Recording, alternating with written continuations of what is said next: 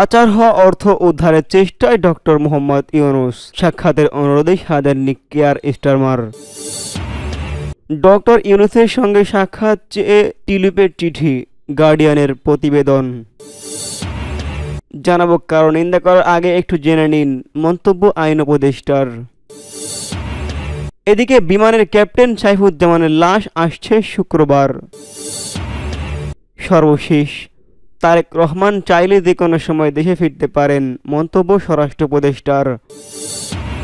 পাচার হওয়া অর্থ উদ্ধারের চেষ্টায় ডক্টর ইউনূস, সাক্ষাতের অনুরোধে সাড়া দেননি কিয়ার স্টারমার। যুক্তরাষ্ট্রের প্রধানমন্ত্রী কিয়ার স্টারমার লন্ডন সফররত বাংলাদেশের প্রধান উপদেষ্টা ডক্টর মোহাম্মদ ইউনূসের সঙ্গে সাক্ষাতের অনুরোধে সাড়া দেননি বলে ব্রিটিশ সংবাদ মাধ্যম ফিনান্সিয়াল টাইমসের প্রতিবেদনে বলা হয়েছে। ক্ষমতাচ্যুত প্রধানমন্ত্রী শেখ হাসিনার আমলে বিদেশে পাচার হওয়া কোটি টাকার ডলার উদ্ধারের চেষ্টায় কিয়ার স্টারমারের সমর্থন আদায়ের জন্য এই সফর করেছেন প্রধান উপদেষ্টা।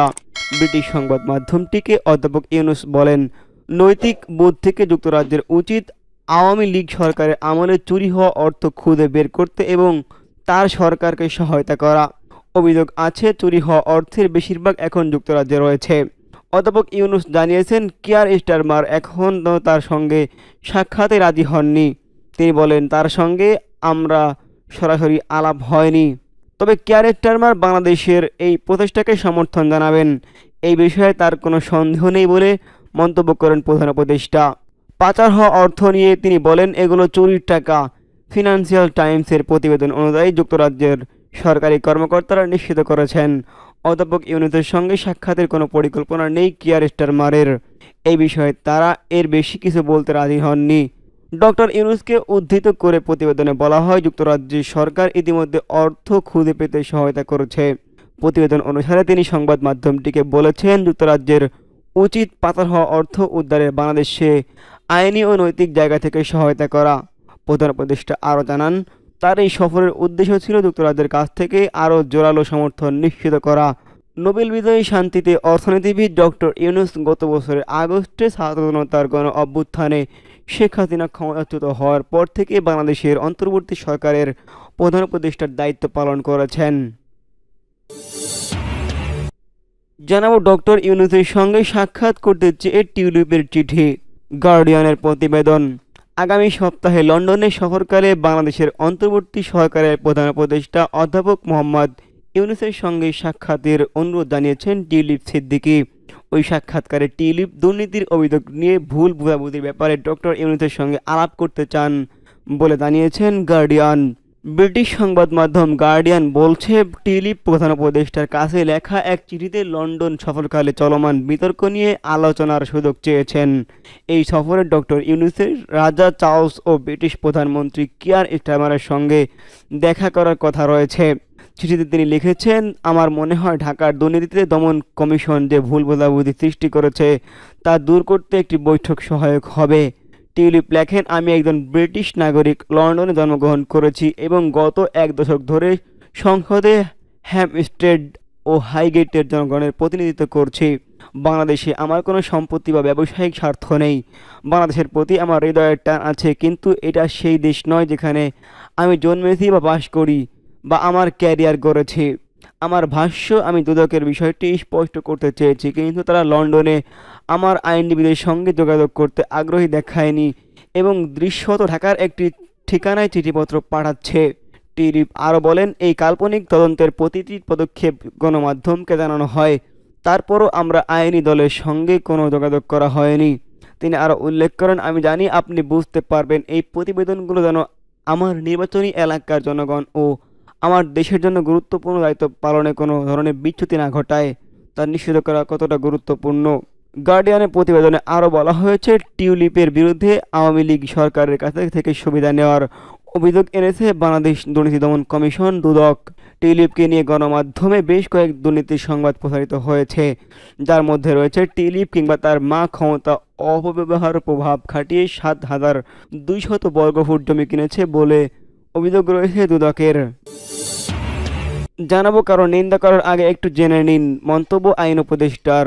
অন্তর্বর্তীকালীন সরকারের আইন, বিচার ও সংসদ বিষয়ক উপদেষ্টা অধ্যাপক ডক্টর আসিফ নজরুল বলেছেন, কারণ নিন্দা করার আগে তার সম্পর্কে একটু জেনে নিন। ডক্টর আসিফ নজরুল ও তার ভেরিফাইড ফেসবুকে নিন্দা শিরোনামে এক পোস্টে বলেছেন, তারা নিন্দা করেন কুৎসরটান, এর মধ্যে হয়তো কোনো আনন্দ খুঁজে পান, কিন্তু এটা অন্য কাউকে এমন কষ্ট দিতে পারে যা আপনি নিজে কখনো বহন করতে চাইবেন না। আমাদের সমাজের কিছু মানুষের মধ্যে যে কোনো সময়ে যে কোনো বিষয়ে নিন্দা সমালোচনা করার প্রবণতা রয়েছে। এ বিষয়ে আইন উপদেষ্টা কয়েকদিন আগে মুক্তিযোদ্ধাদের সংজ্ঞায়ন বিষয়ক ভুল সংবাদের জেরেই সমালোচনার উদাহরণ টানেন। তিনি পোস্টে বলেছেন, এমন একজন মানুষ আছে যারা সমাজে এমন না, যাদের কাছে অনুরোধ, কারণ নিন্দা করার আগে তার সম্পর্কে একটু জেনে নিন।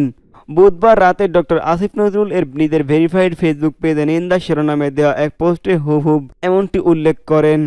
সর্বশেষ তিনি জানান, যারা নিন্দা করেন কুৎসারটান, এর মধ্যে হয়তো কোনো আনন্দ খুঁজে পান, কিন্তু এটা অন্য কাউকে এমন কষ্ট দিতে পারে যা আপনি নিজে কখনো বহন করতে চাইবেন না। এটি মনে রাখা ভালো। আমি জানি অপরের মুখ ম্লান করার দেওয়ার ছাড়া প্রিয় স্বাদ নেই।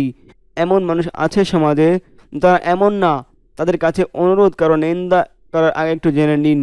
আল্লাহ আছেন, আমাদের সবাইকে একদিন জবাব দিতে হবে। এদিকে বিমানের ক্যাপ্টেন সাইফুজ্জামানের লাশ আসছে শুক্রবার। বাংলাদেশ বিমানের বোয়িং ৭৮৭ এর ক্যাপ্টেন মোহাম্মদ সাইফুজ্জামানের লাশ আগামীকাল শুক্রবার ১৩ জুন রাতে ঢাকায় আসছে। বাংলাদেশ বিমানের ফ্লাইট BG-306 রাত ৯টায় কানাডার টরন্টো থেকে হযরত শাহজালাল আন্তর্জাতিক বিমানবন্দরে পৌঁছাবে।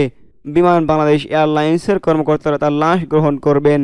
বিমান বাংলাদেশ এয়ারলাইন্সের জনসংযোগ কর্মকর্তা রওশন কবির এই তথ্য নিশ্চিত করেছেন। তিনি জানান, ক্যাপ্টেন মোহাম্মদ সাইফুজ্জামানের প্রথম জানাজা শনিবার বাদ জোহর বনানী DOHS এর মাঠে অনুষ্ঠিত হবে। পরবর্তীতে দ্বিতীয় জানাজা অনুষ্ঠিত হবে, পর BAF শাহীন কবরস্থানে দাফন করা হবে। প্রসঙ্গত, কানাডার ৮ই জুন স্থানীয় সময় বিকাল ৩টা ৬ মিনিটে আকস্মিক দুর্ঘটনায় মৃত্যুবরণ করেন তিনি। ক্যাপ্টেন মোহাম্মদ সাইফুজ্জামানের অকাল মৃত্যুতে বিমান বাংলাদেশ এয়ারলাইন্স লিমিটেড পরিবার গভীর শোক প্রকাশ করেছে। তার পেশাগত দক্ষতা, দায়িত্ববোধ ও অঙ্গীকার বিমান বাংলাদেশ এয়ারলাইন্স লিমিটেডের জন্য ছিল গর্বের বিষয়। তার এই অকাল প্রয়াণে যে শূন্যতা সৃষ্টি হয়েছে তা সহজে পূরণ হওয়ার নয়। সর্বশেষ, তারেক রহমান চাইলে যে কোনো সময় দেশে ফিরতে পারেন, মন্তব্য স্বরাষ্ট্র উপদেষ্টার। বিএনপির ভারপ্রাপ্ত চেয়ারম্যান তারেক রহমানের দেশে ফিরতে নিয়ে কোনো বাধা নেই। ইচ্ছে করলে তিনি যে কোনো সময় দেশে ফিরতে পারেন বলে জানিয়েছেন অন্তর্বর্তী সরকারের স্বরাষ্ট্র উপদেষ্টা জাহাঙ্গীর আলম চৌধুরী। বৃহস্পতিবার ১২ই জুন বেলা ১২টার দিকে গাজীপুরের সালনা হাইওয়ে থানা পরিদর্শন শেষে গণমাধ্যম কর্মীদের সঙ্গে আলাপকালে এমনটা জানান স্বরাষ্ট্র উপদেষ্টা। সম্প্রতি দেশের বিভিন্ন সীমান্ত দিয়ে কথিত বাংলাদেশি তকমা দিয়ে পুশ ইন করছে ভারত।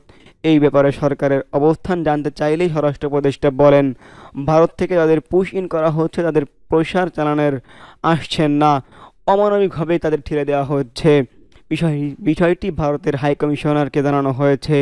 স্বরাষ্ট্র উপদেষ্টা আরও বলেন, পররাষ্ট্র মন্ত্রণালয়ের মাধ্যমে সংশ্লিষ্টদের চিঠি পাঠানো হয়েছে।